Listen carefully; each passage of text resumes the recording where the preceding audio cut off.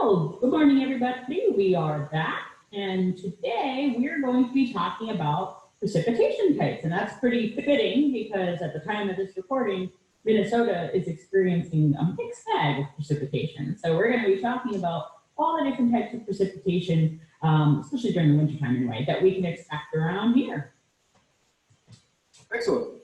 So when we talk about precipitation types, there are four main ones that we're going to focus on here. Most of these involve colder weather and the differences we get between having a cold or below freezing layer of the atmosphere and an above freezing layer of the atmosphere and how those work. So we'll talk about each of these in order. Basically, rain, snow, sleet or ice pellets, they're basically the same thing, and freezing rain. We'll talk about where those come from and how we can understand what makes them and the kind of damages they cause or potential damages they cause to people. Absolutely. And so one of the things that Alan said, or just to expand on something that you said, it's really important for this lecture to remember that what's going to determine what type of precipitation bonks you on the head is going to be that temperature profile underneath the cloud deck, right? It's going to influence how those precipitation particles falling out of the base of the cloud, how they respond and how they change phase over time. So, yeah. Right. So we'll start with the first one here, and we'll briefly just talk about rain. If you're getting rain, it's not a surprise, fully liquid. Everything is completely melted in a raindrop. But one of the questions we get a lot is, how big can a raindrop get? And this figure here you see on the side of the screen basically is saying that this traditional shape you see here for A, well, that's not really the shape you would expect. It doesn't actually fall that way. So letter B shows that if the raindrop is really, really small, less than 2 millimeters, what you've got is a pretty spherical raindrop. But as the raindrop gets bigger, these darker blue arrows around it are showing what air will do as it's falling through the atmosphere.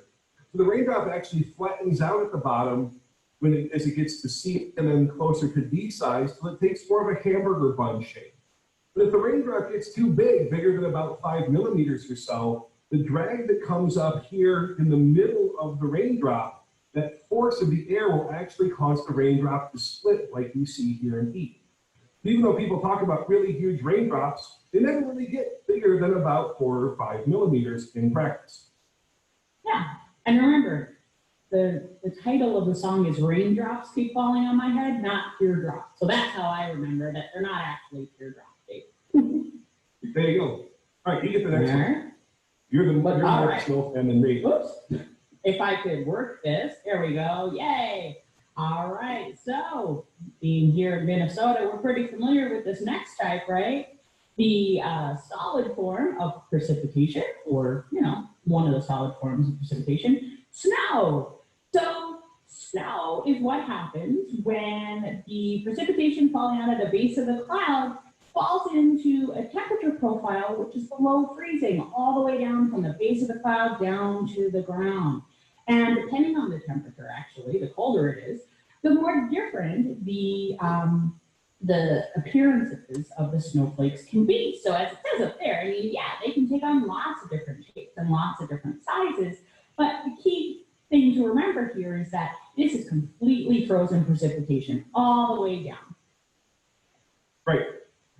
And so rain completely liquid, snow completely solid for the vertical temperature profile. The next two get a little bit trickier when we have some combination of liquid or above freezing layer and below freezing layer. So we'll take a look at sleet here. Sleet is this weird thing where you have raindrops that are fully liquid and they refreeze. And so basically what's happening, we'll show this in another figure as well, but basically what's happening is very high up, the precipitation is probably frozen. It's very cold, maybe we're in the cloud itself. As it falls down, it hits a warm layer, melts completely, but if there's a deep layer of cold air near the ground, this layer down here makes the precipitation have enough chance to refreeze, either partly or completely like you see here in this figure. So basically, sleet is frozen balls of ice. There's a question out there. Michaela, what's your question? I was wondering, how large can sleet get?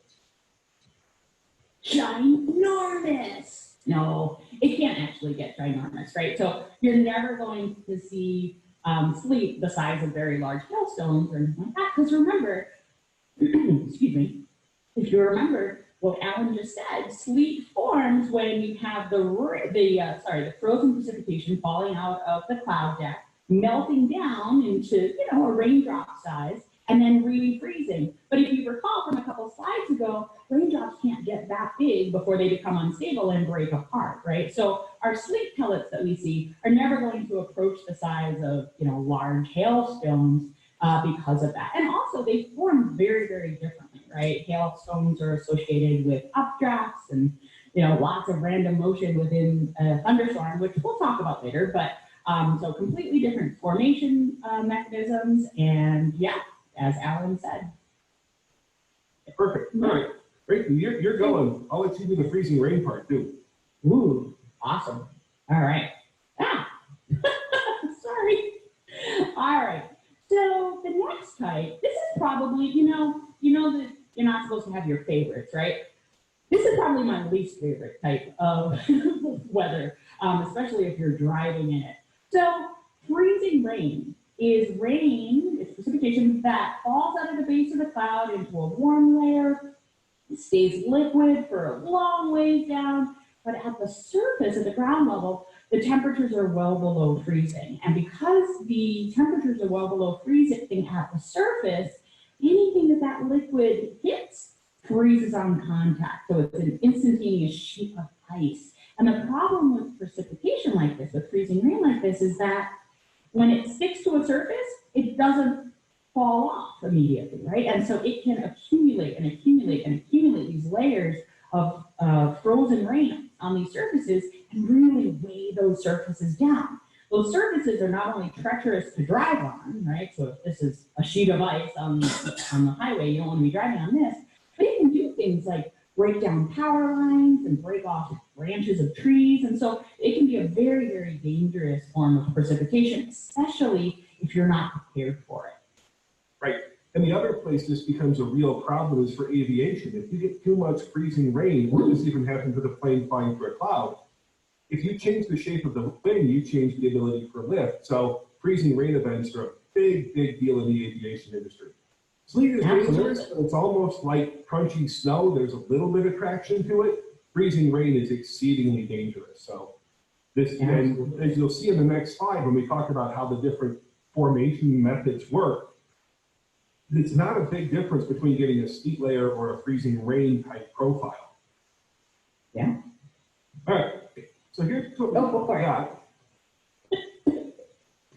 Talk about them. So the rain idea here, I remembered how to do the laser pointer in this. Ooh. So way up high in the cloud, up higher in the atmosphere, it's very cold. So it starts probably as frozen precipitation, but as long as this red color, the above freezing layer is deep, the snowflake will melt and it will fall as rain. So it's going to end up hitting the ground as rain. And again, as long as the precipitation falling out of the base of the cloud enters into cold atmosphere below, it's going to stay frozen. So that's when you get your snowfall. Right. And then, as we talked about here a bunch, the difference between sleet and freezing rain, both of them have precipitation falling and melting, but notice the big difference. Sleet here has a deeper layer. Let's get closer here. A deeper layer of cold air, which means the precipitation can refreeze into a ball of ice. But in this other case with freezing rain, it's still liquid. And so if what's down here at the surface is below freezing, it freezes on contact. That's what makes things so difficult. You get these sheets of ice or very smooth ice for a freezing rain event. And so that creates some of the worst storms. Yeah. All right. Any other questions you have at this point? If not, let's see how long you understand this. Okay, go ahead. Yeah, my question is, how much have they been paying attention? How can we find out how they've been paying attention? Well, one of the other cool things we can do here with ASVR World is actually quiz you. So we've already shown most of your devices. Right.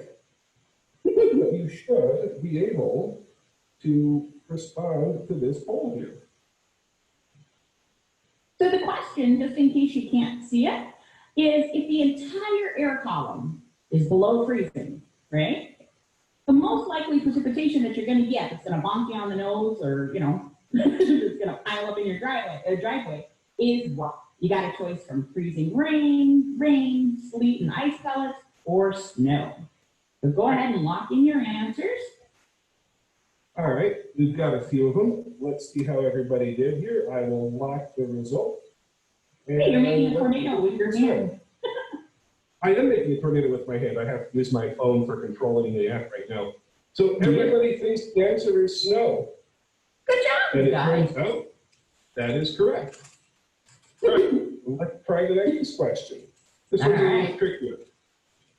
All right. So with this one, you've got an air column that has a melting layer aloft and a deep layer of below freezing air, just and at the surface. So just above and at the surface. So what is that a recipe for? What kind of precipitation are you going to get from that? You've got melting layer aloft and then a deep layer of below freezing at and just above the surface. What's that a recipe for? Right. Lock in your answers and we'll your see. answers now. All right, Rachel, I think most of the people are going to get this one too. I think you taught this well. I think they are a bunch of bright students, so I think you're right. All right. Well, let's see here. We've got a bunch of people in. Let's lock this and we'll look at what people said. All right. Oh, okay. Little bit of disagreement. This is good. But let's check the right answer and then we'll talk about why. All right. So it's sleet and ice pellet. So remember, with freezing rain, sorry, I'm hearing an echo. Let me turn down my mic a little bit. So with freezing rain, you're going to have a deeper layer of warm air and a deeper layer of cold air. Whereas with the sleet and ice pellets, going back to the, wow, I'm going to try this again. So with the freezing rain, you've got a deep layer of the warm air and a kind of smallish layer of colder air near the surface, right? That's why it stays liquid on the way down and then freezes on contact. With sleet, you have more equal in terms of the depth of the warm layer and the cold layer down below. Right. So when you're thinking about the difference, what we really care about is how deep this cold layer is above the surface. That's the big determining factor between the two. All right. That's what we have for you. Thanks everybody for coming today, and we'll talk with you next time.